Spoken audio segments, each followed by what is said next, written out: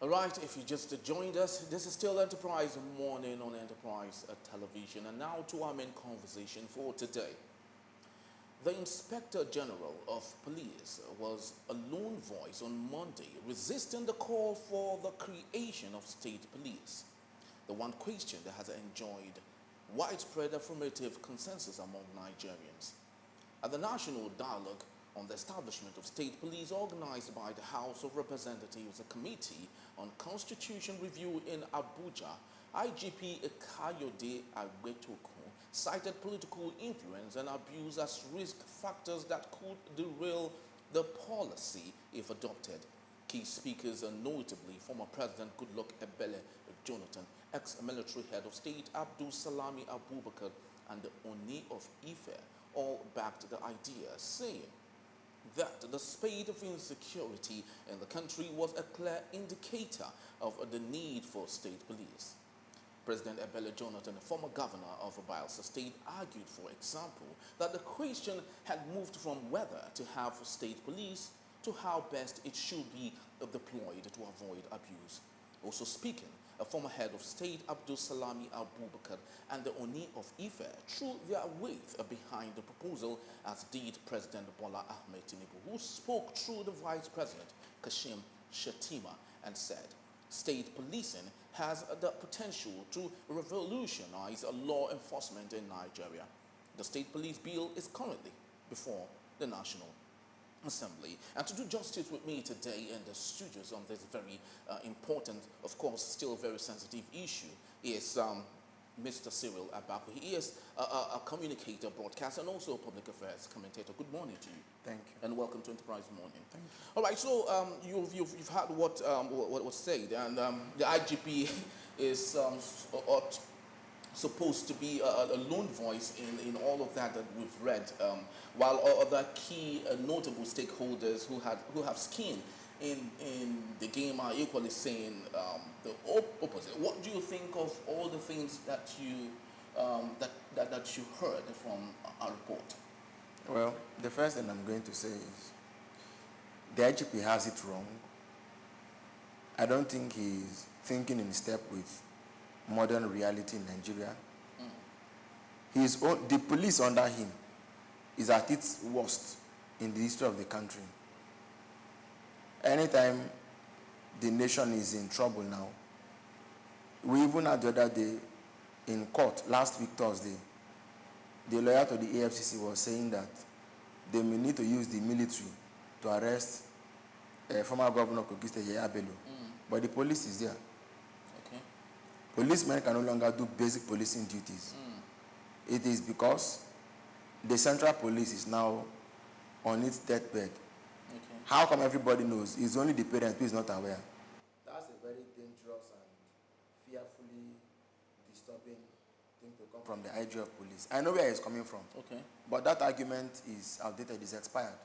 Well, you know where he's coming from, and you think the argument is expired. But of course, the truth of the matter, is that it's not like the central police is not doing an amazing job already. But I would love to state some of the problems that we think that the state police have. They say some of the problems are corruption, brutality, poor relationship with communities, which sometimes leads to more abuse, poor recruitment practices, and poor working condition for the Nigerian police force, inadequate welfare packages, etc. Now, don't you think these are issues that can be taken care of, such that we can have a central police doing the job they are best suited for? But in nearly 50 years, why have we not been able to do it? Why has the police constantly died from government to government? It shows you there's something fundamentally wrong that we're not getting right. And when I say I know where it's coming from, it's clear. The two coups we had, leading up to the Civil War and post-Civil War Nigeria, the mechanics, the philosophy, the thinking, people began to rethink state. That thing is basically state capture. The people who emerged victors began to think that it was a risk giving too much powers to regions or to the sub-federal units. And that everything should be at the center for effective. But even those who wrote those laws have come out to regret it, because we're now worse off than we ever were. If something went bad with any system, why don't you investigate it, look at it, then treat it or something? Why do you take it back why do you suddenly change the wheel overnight? And see where we are. We're in a very bad place. We're in a place in which the Nigerian police does not even thrive on merit. There's a lot that's wrong with the Nigerian police force. And everything that's wrong with the police is a symptom of something even deeper. You see, the people who said, no, take it to the center, because of, the proposal is not to make state police the beginning and end of policing in Nigeria. Okay. Till today, like we have in the judiciary, if a CJ of a state is misbehaving, the National Judicial Commission, the NJC, can sanction him. Okay. So that door is open. But who is the head of the judiciary in the state is the state chief judge.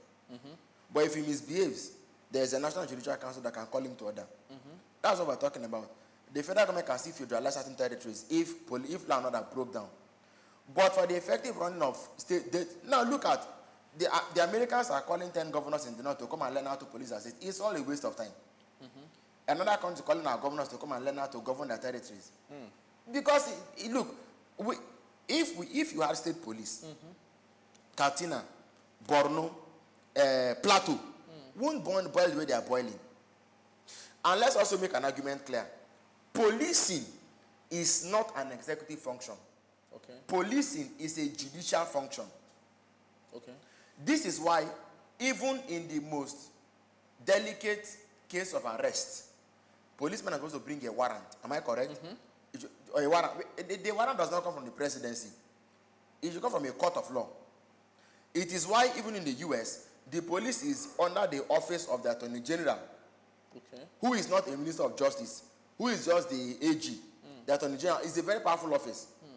The AG's office is in charge of fighting crime in any precinct, society, state, or anything like that. The AG is part of the judiciary. He may be appointed by the president, it's fine. But his powers are in the judiciary, but can be checkmated by the lawmakers. So if anything has to happen, if there's any breach to law and order, you see, the problem we have in Nigeria is straightforward. We're talking about abuse. Who will abuse it? The governor. Political interference. Who will do that? Politicians. Politicians are in the executive arm of government. The judiciary are not politicians. That's why the police ought to be. So if they arrest and they charge you, it's all on one line. It is the judiciary doing its work. Not. So the question should be, if we have state police, should the state police commissioner answer to the governor? The answer is arguably a no. He should rather answer to the office of the AG. Yes, so it's a judicial function, not necessarily an executive function.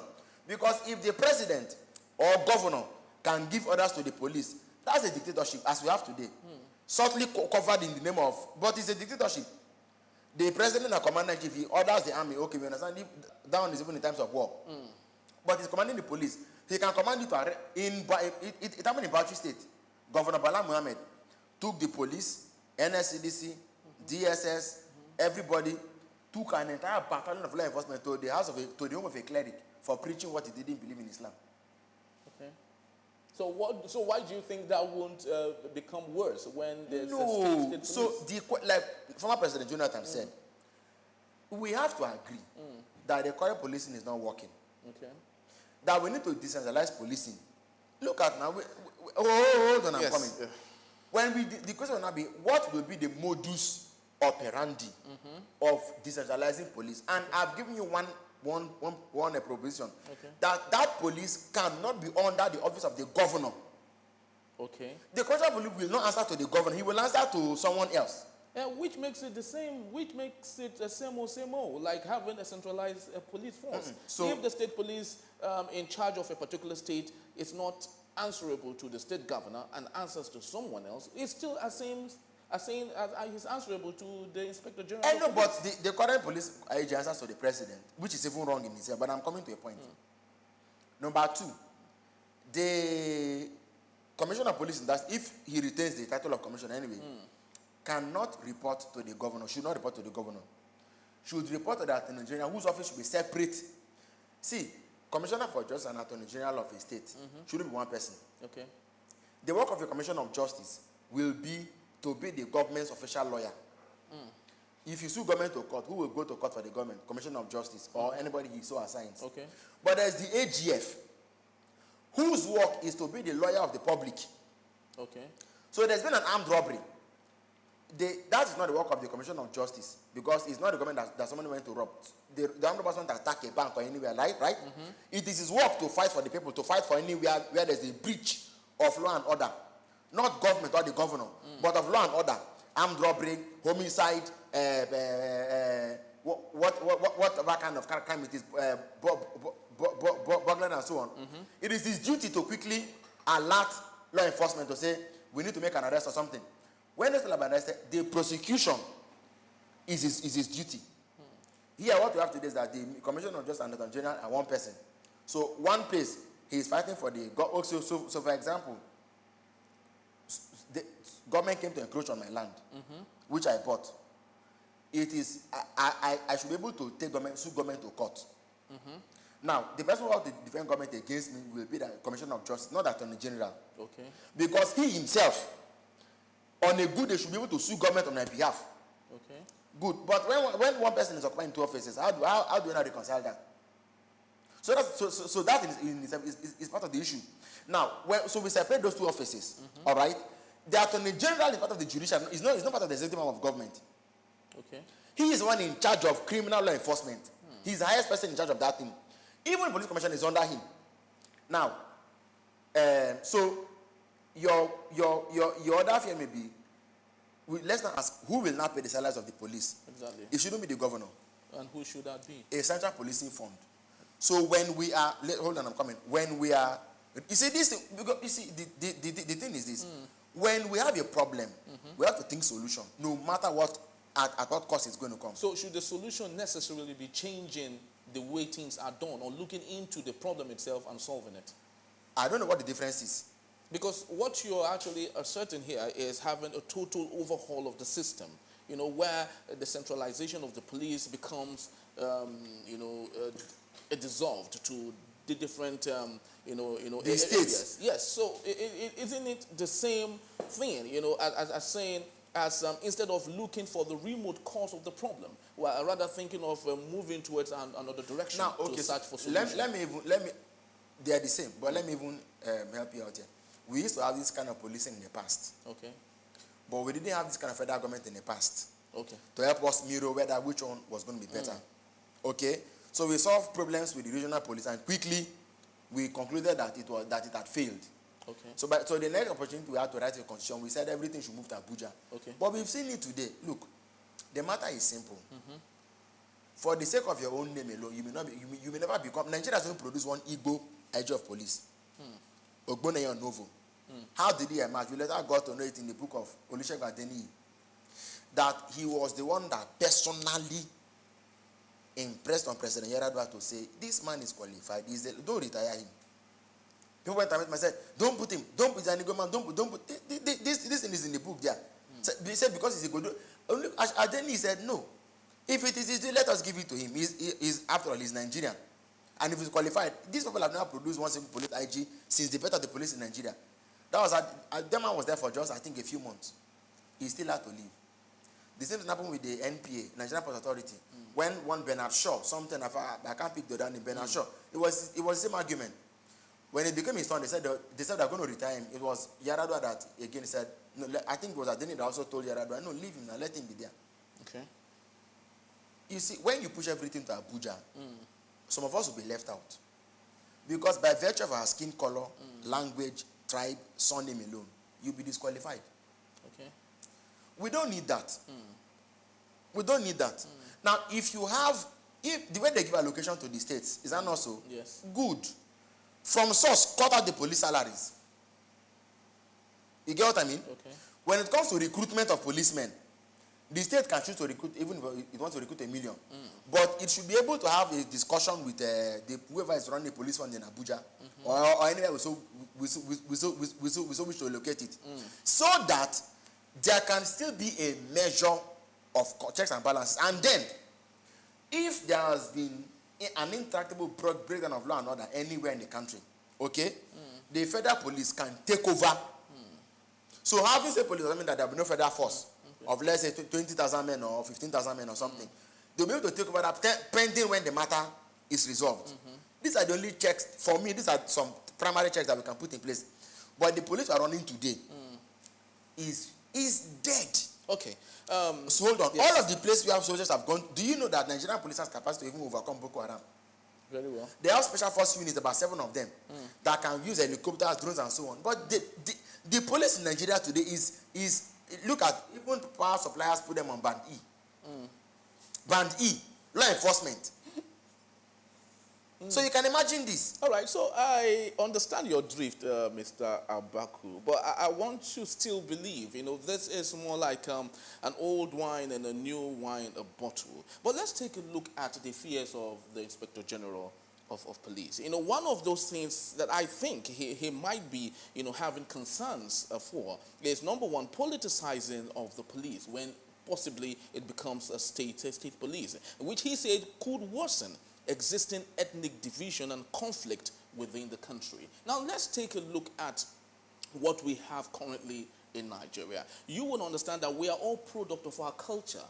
And a typical Nigerian aligns to his culture even before he aligns to the country itself. In a situation where, let's take example of Lagos State and the sort of a division, the fracture, cultural fracture, ethnic fracture that is ongoing in Lagos and other parts of the country. Don't you think that this could be used as a tool to further deepen that fracture and divide us as a people? Now, I don't buy the argument. I don't buy the argument of the IGP of police. I know, yes, again, I can, there are deeper issues of. So what are your fears? Yes. I have no fears. It is he that has fears.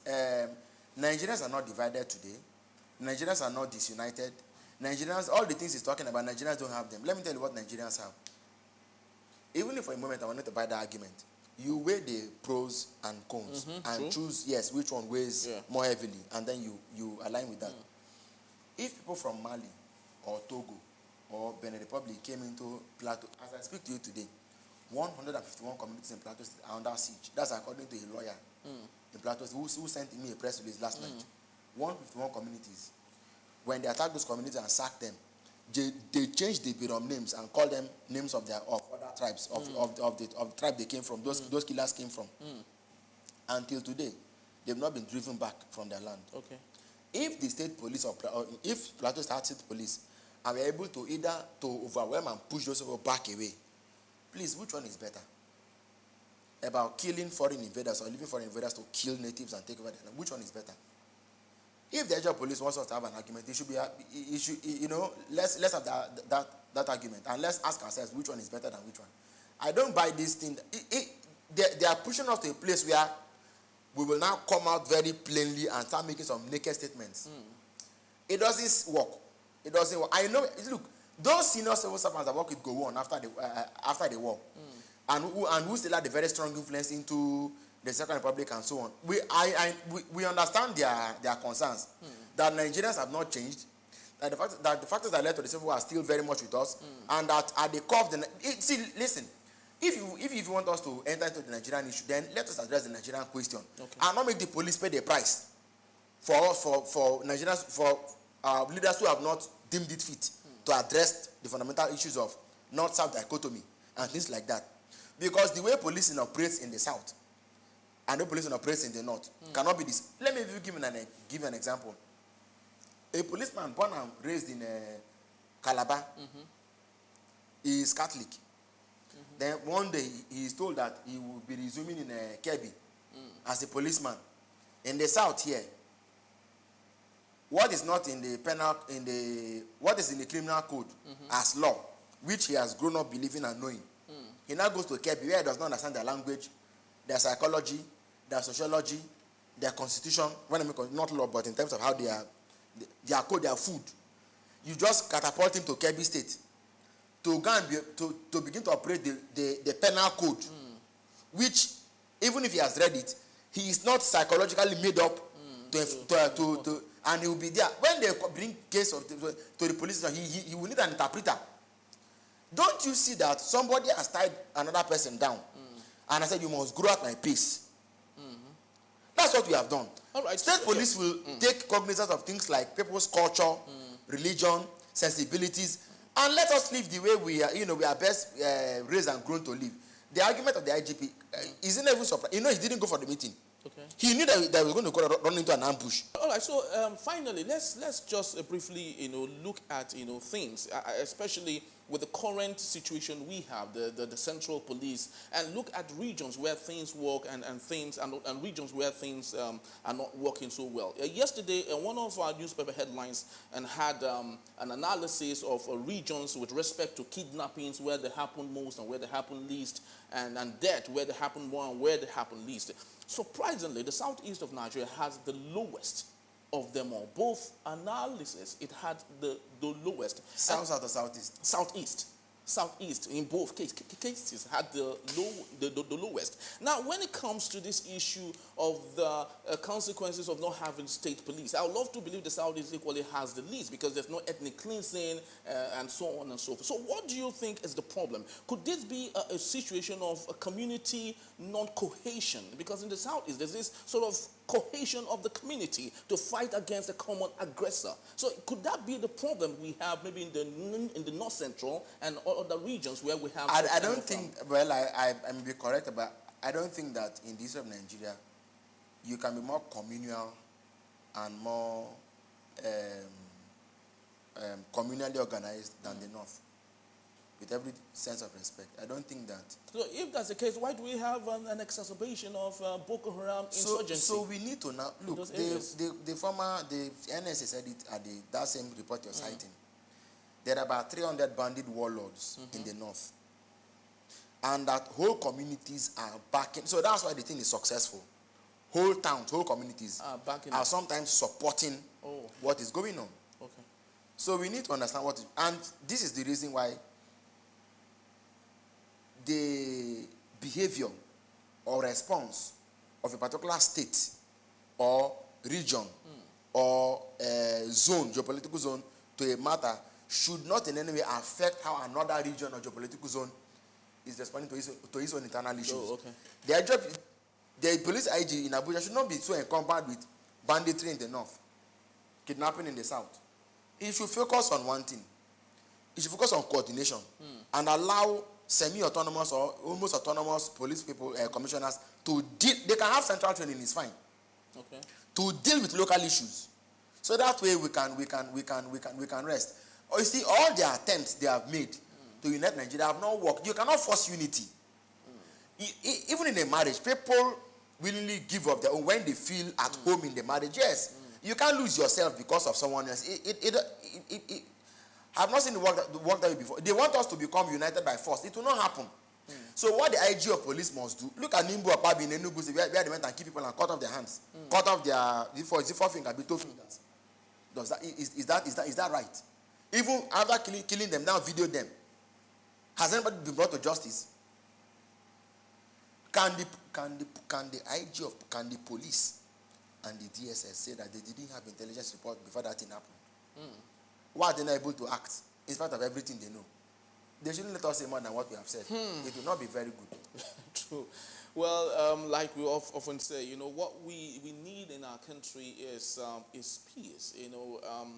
And the question we keep asking is if those in authority could allow us the peace that we need. I want to believe that some of these things we discuss here, we wouldn't be, of course, having them. Whether state police or not having state police, what Nigerians care about is having peace in their community, having peace in their homes, and living their lives that in the way that they would often and always want to live it. I want to say thank you, Mr. Cyril Abaku, for being part of our show and also, giving us a beautiful insight to the discussion today. My pleasure. All right, and for you watching, we'd love to say thank you also for being part of our show today. Please do well to visit our website at www.enterprisetvnews.com. Like, comment, and follow us on all our social media platforms at Enterprise TV 7. I am Henry Igwebike. On behalf of the entire team, thank you for watching. Bye-bye from us.